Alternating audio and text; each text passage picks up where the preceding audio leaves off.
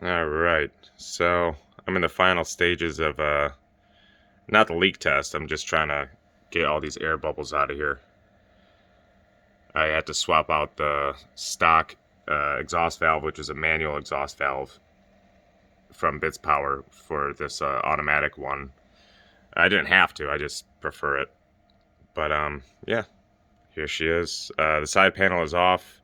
I added this chrome strip because you can't really see the chrome right now, but it's covering the LEDs because I had to move the entire distro plate over.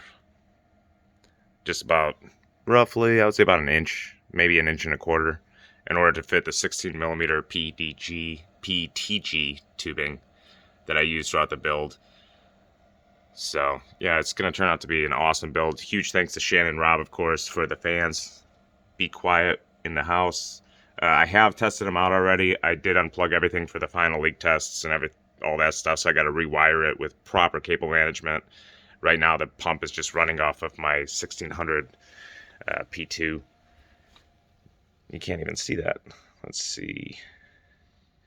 Ooh, that got really bright.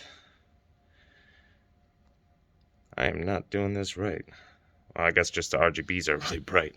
But yeah, we got Be Quiet, Silent Wing 3s, and Push in the front with a 360mm rad from, I believe that's Primo Chill.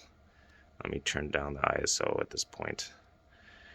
And on top, we're using a 240 rad from Aqua Computer, the OC Cool. That's a 240 by 30mm. They're both 240 by, well, they're both 30mm thickness.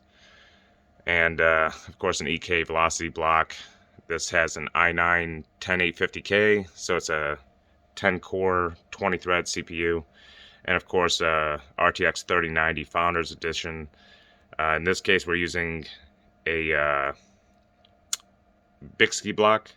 It just seemed to fit the routing that I wanted to do, as far as the bends and everything, and the way I ran the tubes, or not tubes, whatever you want to call them. I guess it is tubing.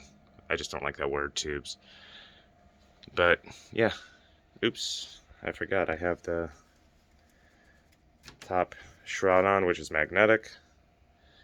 Take that off. And the filter, so you can kind of get an idea of how I had to route everything up here just to get these radiators connected. Let me focus in on that. Yeah, it's this was not not easy to get all of this routed using 16mm PETG. So I needed to use a few fittings and make a couple bends here and there, but it did come together quite well, despite having to move the distro plate. Yeah, this is going to be a silent little beast.